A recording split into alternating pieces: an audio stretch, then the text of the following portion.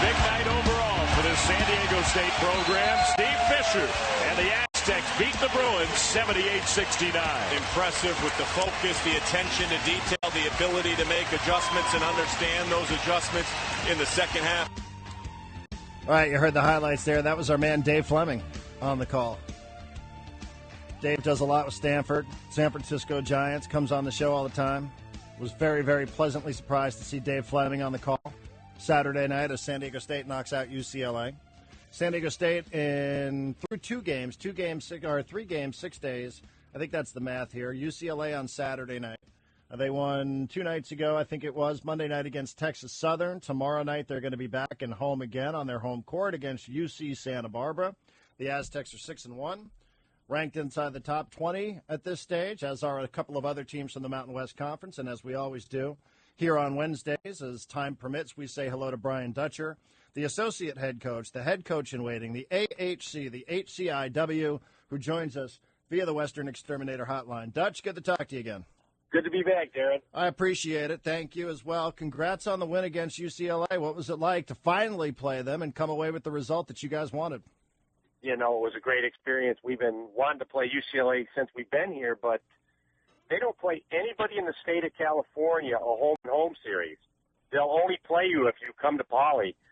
And so we felt as a program we didn't need to do that for anybody. If they're not willing to play us home-and-home, then let's not play. But it worked out with the Wooden Classic that we could play them on a neutral, and we took advantage of it, and we played a really nice game and beat the Bruins. Now, you mentioned that you've had a hard time scheduling them at all. I mean, he's only been there. He hasn't been there as long as you guys have been here. So is that something about their program that they don't want to do that? Because it doesn't sound like that's just limited to their head coach, because you guys have been at State longer than Howland's been at UCLA. It's almost like the UCLA policy that unless you're in the Pac-12 and you're from the state of California, they will not come play you on the road. So anybody in the state of California other than Pac-12 members that want to play UCLA have to go to Pauley to play them. They won't return a game. And so Coach Fisher just feels that our program is strong enough that set of demands is way too much. We play USC home and home. We play Cal home and home, Arizona home and home. And if UCLA isn't willing to play us home and home, we just never met them. And so now we had a rare opportunity in the Wooden to play them on a neutral, and it just worked out great for us. You know, you finally got a chance to play them, and you know, I think your program, Coach, has risen to the point now where you know, literally last week we were having this conversation on the air about who this game meant more to. Did it mean more to San Diego State?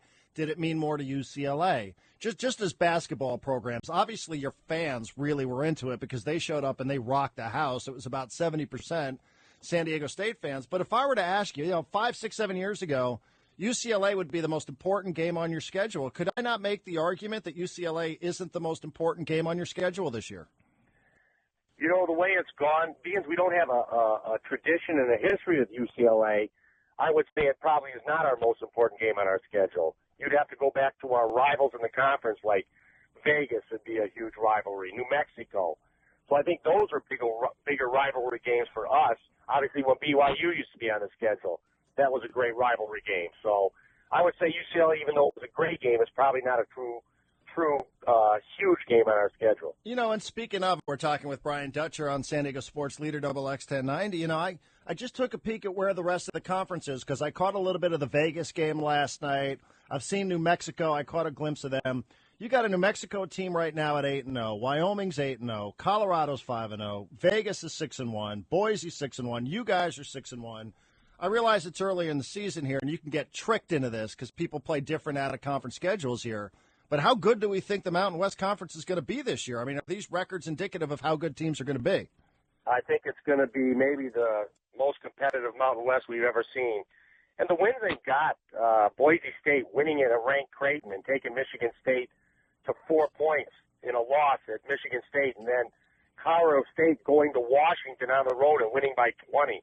I mean, Wyoming beating Colorado this week, and then going to Illinois State and overcoming a 19-point second-half deficit to win. I think this conference is really strong and maybe the best conference on the West Coast. We're talking with Brian Dutcher. So you guys have to play. How unusual is it for you guys to have the quick turnaround after the game that you play on Saturday night against Vegas? against the Bruins, and then 2 days later you're back and playing Texas Southern. I know they're young kids and they have young, fresh legs, but is that different to try to get everybody back up and motivated there in a short period of time? Yeah, we like to have a little more time to prep for a team, obviously to practice for them. We showed up Sunday and basically just watched film on our opponent and ourselves just to keep them off their legs. On Monday, we went through game day walkthrough, but nothing live at pace. So to step out on the floor and have to guard them without really having that on-court practice time was a little difficult. We played a good first half, but obviously Texas Southern had 46 points on us the second half, and obviously we did not play a great second half against them. Yeah, you guys had an exciting start to the season. Let's face it. You know, you play on the Carrier. You play against Syracuse, who's a top 10 team. You play against USC. It's a Pac-12 squad. Even if they haven't been great the last couple of years, people still are excited about going and playing in that building and playing against the Pac-12 squad. UCLA brings that same element to you. Is it difficult to try to get the kids up and running when you have to play, Point Loma or UCSB or Texas Southern? Have you noticed that they like playing under the bright lights maybe a little bit more than they like playing against some of the other teams? It's always a challenge, Darren, and that's why it's so great to have Coach Fisher. The kids, it happens at every level. It happens at the NBA. The greater the opponent, the more focused they seem to be. It's not that they disrespect the lesser-name opponents. They have to prepare just as hard. But there is a little bit of a drop-off at times, and that's just human nature. It has nothing to do with they're not good kids, they're not paying attention. It's human nature when you have a lesser opponent with a losing record that you don't get quite as motivated. And that's our job to try to get them there. We get them as close to 100% as we can. But there is going to be a drop sometimes, and we know that going in. We're quicker on the hook if they're not playing up to a level we think they should be playing at. We'll go to the bench quicker, and they know that going into the game. You bring that up, and it's such a good point because today I could just reference the NBA. You could just reference the NBA and what happened last night. The Miami Heat lost to the Washington Wizards. How does that happen? Absolutely. How does it happen? If they were playing Oklahoma City, they might lose, but their effort would be greater. I didn't see the game, but that happens. That's part of athletics, and as much as we talk about it every year, it can't happen, it does happen. And so we just want to make sure it doesn't happen to the Aztecs. I thought an interesting point was raised today by Mark Ziegler, who is your beat reporter. He talked a little bit about the technical fouls that you guys have. I think it is 6 technical fouls thus far on the season for 7 games for a college kid. Not one player here, but is that a point of concern yet for you guys that you picked up a handful of technical fouls? The point of concern is we don't want to have a reputation of being guys that are talking back to the officials and stuff like that. So obviously we've addressed it as a coaching staff. Coach Fisher does a great job. Obviously the officials all respect him. They respect our program, and we just got to make sure we do a better job managing our frustration. Obviously, if we think we get fouled, whether it's just staring at the official, whether it's expressing our displeasure by saying, hey, I thought I was fouled in a wrong way.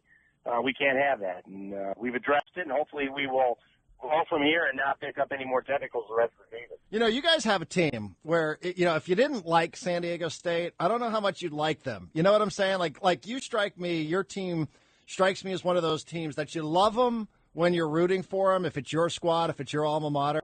But if they're your opponent, they're edgy. They take charges, which I know you guys, it goes back with Shelton. We see Franklin now take some charges as well. You guys seem to have that you're right on the edge. You know what I'm saying? You're a very edgy team in terms of trying to get under the other team's skin. You play with a little bit of an edge out there on the court.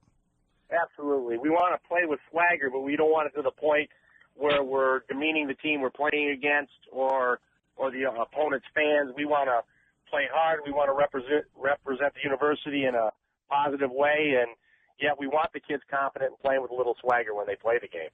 Who's teaching everybody how to take charges? I'd like to say Tim Shelton, but those knees are gone. They look at him and go, wow, what's the point of that? So we try to hide Tim when we take charges. But, no, we don't take a lot of them in practice, Darren. A lot of teams try to really take a lot in practice, but we just don't want anybody taking one, falling into another player's legs, and losing somebody for the season. So for a team that doesn't try to take a lot in practice, we've seemed to get a lot of timely ones during the games, which is a great sign for our team this year, that our kids are smart enough to know in a game situation I can step over and take that charge. Before we let you go, you've been in coaching for a long time. We're talking with Brian Dutcher, associate head coach at San Diego State. You've been in the business a long time. Final Fours are big-time gathering places for college basketball coaches. I can't imagine, as long as you and Coach Fisher have been in the business, that you guys didn't cross paths with Rick Majerus. Did you guys have any relationship with Rick Majerus throughout the years? You know, I heard Coach talking the other day when he was a high school coach. He and Rick Majerus, they used to work the Digger Phelps basketball camp together, and Rick Majerus would go down into the depths of the dormitory at the end of a day, and they would talk basketball. So I know Coach know Rick for a long time, and even though I haven't been a head coach, I got to be a head coach for one game, and Rick hung an L on me when Coach was out of town at a funeral, and he hung an L on me for my first L, and he beat me bloody, and he was a heck of a coach, and maybe one of the best coaches that ever coached the game. And so good for college basketball, too. I said, I had limited experience with him just in my role as being a radio producer for a bunch of seasons. Always would leave you long messages, probably longer than you wanted. It just seemed like not many people love the game of college basketball more than Rick Majerus. He loved the game. He lived for the game, and that showed in the way his teams were prepared and the way they played for him.